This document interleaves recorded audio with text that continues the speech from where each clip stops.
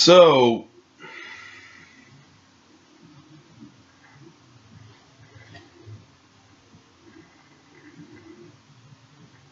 I'm not even...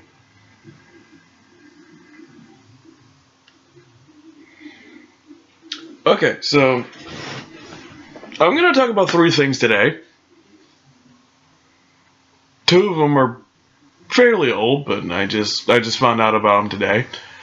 One was just revealed today, and that's the more interesting one. But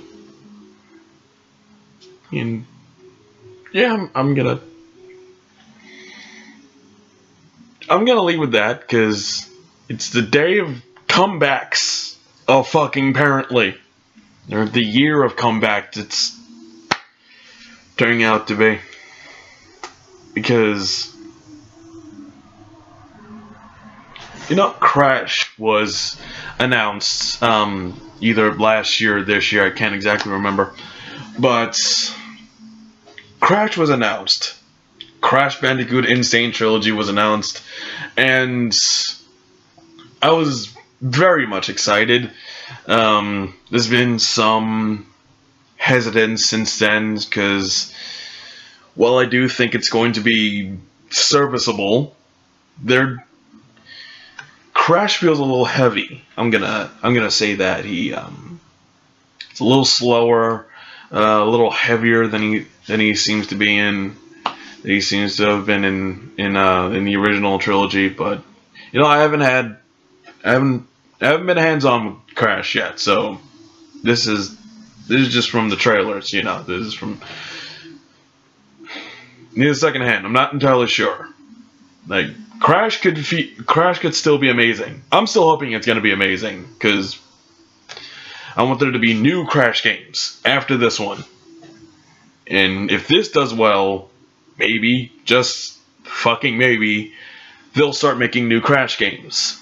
And that would be amazing. That would be awesome. I think that's something we all want.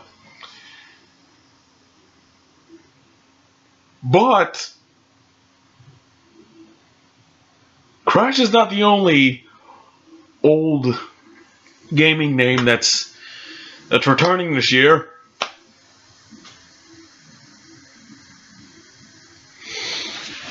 You may have heard about this one particular character. It's from the 90s.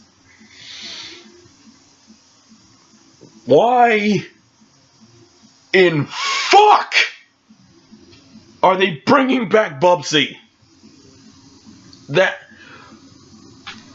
What? Who asked for this?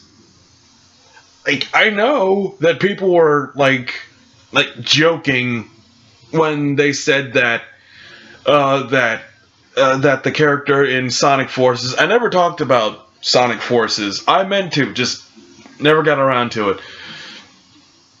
People were joking that the mysterious cat-like character that they had in one of the Sonic Forces trailers was actually Bubsy. People were joking about that. They didn't mean it. Turns out, Sonic Forces, you can make your own character. Big fucking deal. Who cares? But now, and I mean, I know that logically speaking, that this new Bubsy game had to have been in development for months, predating the announcement of Sonic Force's original character. I'm just saying, why? Why? Just why?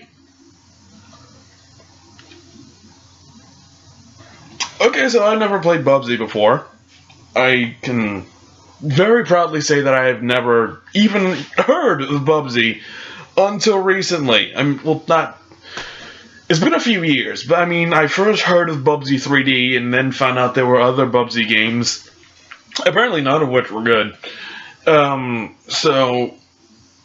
the fact that, like, Bubsy is very clearly a Sonic ripoff, which is why people were saying that he was going to be in Sonic Forces. God, I wish that was actually how it was going. But, okay. The first game wasn't good. Apparently, it did well enough to get 2 fucking sequels. And get ported onto... I think it was a Jaguar? Who had a Jaguar? No, that's a serious question. If you are watching this, and you as a child owned a Jaguar, tell me in the comments. I want people to... I actually want to know who owned this fucking thing. I owned a 3DO myself. We had like 4 games on it. I do not remember what happened to it. But, okay. Bubsy's... And then we had Bubsy 3D, which was hands down the worst 3D platformer ever made, which is amazing, because it was like one of the first. But okay, we have this now. We have this. This is a thing that exists in this world. Someone at some point decided, you know what this world needs? A 4th fucking Bubsy game. And apparently it's the same assholes who made the first 3. I thought they got their dicks knocked in the dirt years ago, but no, they're back, and they brought Bubsy, which... How does a bobcat glide? That's... I mean, okay, you know, hedgehogs can't fucking break the sound barrier, and foxes can't fly with their tails, and I'm pretty sure echidnas... Well, I'm pretty sure echidnas can dig, but I'm pretty sure they can't climb on walls. At least I wouldn't assume so. I actually don't know that much about echidnas. I'm pretty sure they burrow, so... You know, they got that. So Knuckles got that right. But how does... Where does the... I mean, Knuckles can, but... I mean, it's a stupid explanation, but the dreadlocks is an explanation at least. Is Bubsy just like 60% helium? I don't...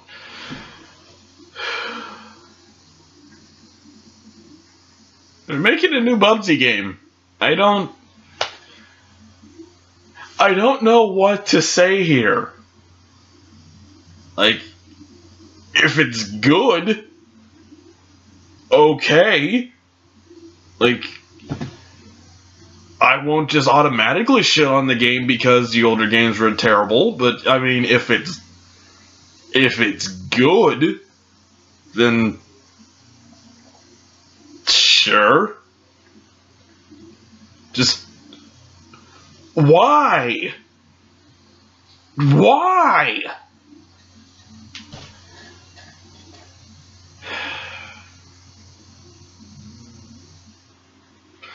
Okay, so in addition to that,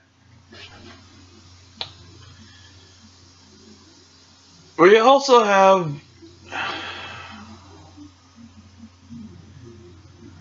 Shaq fucking Fu.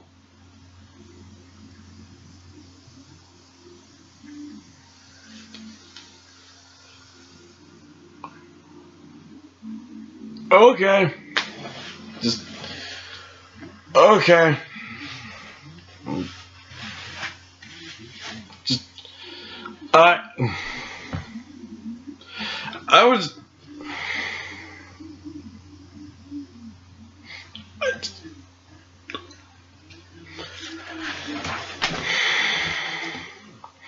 Shaq fucking Fu.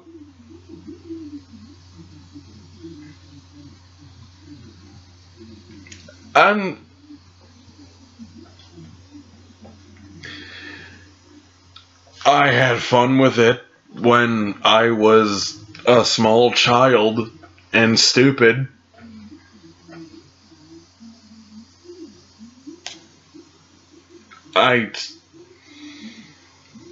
They're making another Shaq Fu because Shaquille O'Neal is so relevant nowadays.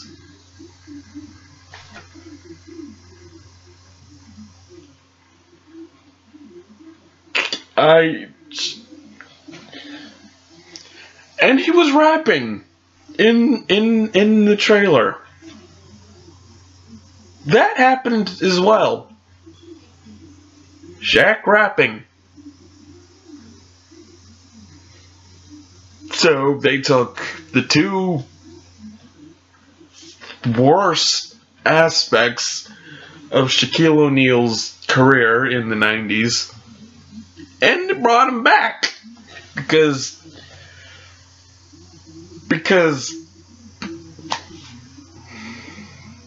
Shaq needed money. He retired from basketball. At least I'm pretty sure he did. I don't know shit about basketball. He retired from basketball. He's making commercials for the fucking General. He needs money. So, you know what? Okay. Yeah. Okay. I'll buy that. I'll buy that. Just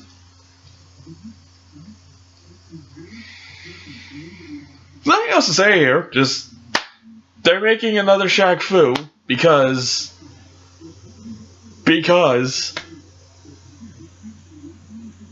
it might be better than the first.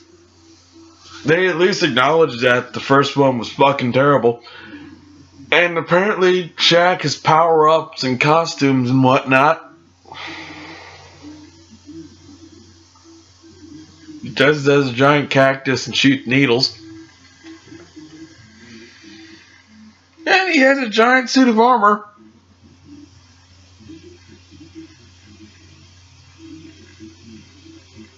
This is happening. This is happening.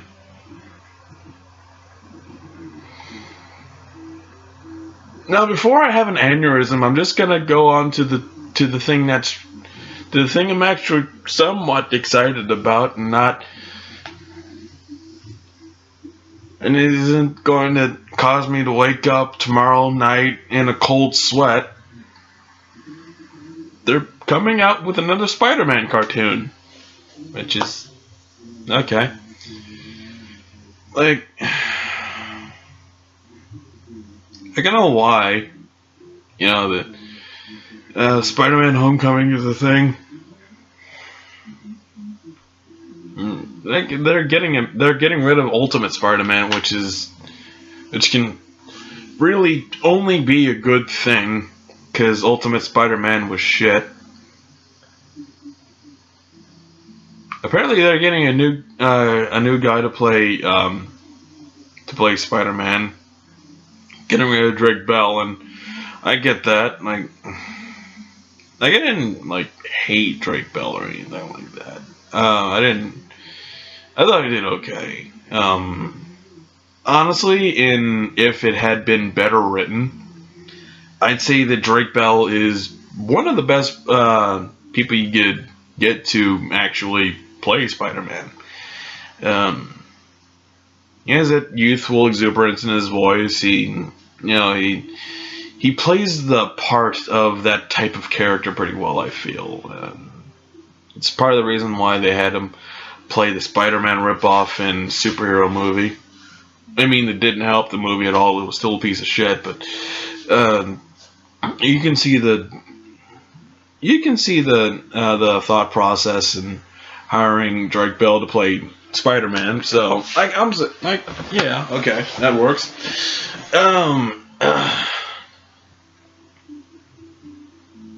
Again, this is actually kind of old news. I just heard about it a while ago, this week actually. Saw the trailer, sneak peek of Spider-Man. I think he's fighting Scorpion. I think he's fighting Scorpion, and Scorpion looked fine. Spider-Man looked fine. It's going with the homemade costume and then moving on to the traditional spider costume, I'm assuming. I'm not sure.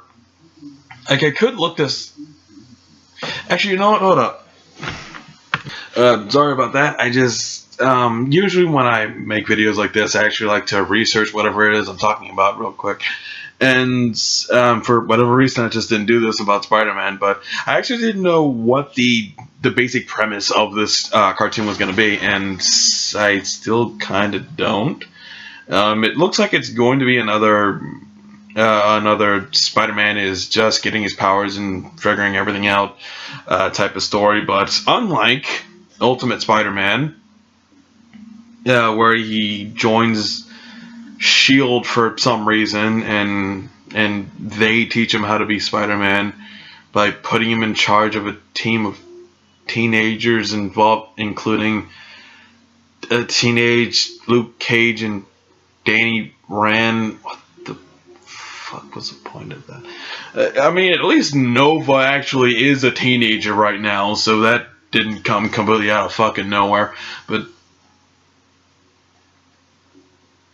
apparently, it's going to be taking the cartoon is actually going to be taking a lot of inspiration from Dan Slott's Spider-Man run, which has been going on for a few years now, which I am completely okay with. I really like Dan Slott's Spider-Man run, at least what I've read of it. To be completely honest, I only read a small portion of his run. I haven't read anything that he's done recently. I haven't. But I read from big time up until Spider-Man 700. Not because of the whole Doc Ock being inside of Peter's body thing. I actually really liked that storyline. A lot of people were really pissed off about it, but you know what? I thought it actually was pretty cool. And Spider-Man 700 and Amazing Spider-Man 700 was actually probably one of my favorite Spider-Man issues I've ever read. It's more of a money and time. It was mostly more of a money and time issue for me. Why I didn't continue following the book after that point.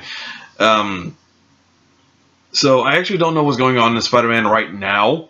From what I know he lost Parker Industries, and so, well, that's basically all I know. He lost Parker Industries. I'm not entirely sure what he's doing right now, but the fact that they're incorporating more things from Dan Slott's run is pretty cool, especially considering they're bringing in Max Madwell and most likely the rest of the Horizon team.